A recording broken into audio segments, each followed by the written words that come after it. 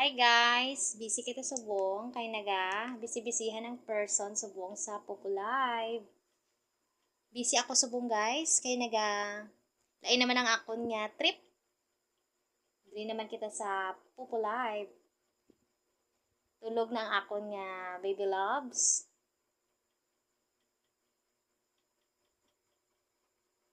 Hi guys. Dili naman kita guys. I-share ko lang sa inyo kung naka-payout na ko. Through my GCash account. Bisi-bisihan ako subong guys. Oh. Look! Diba?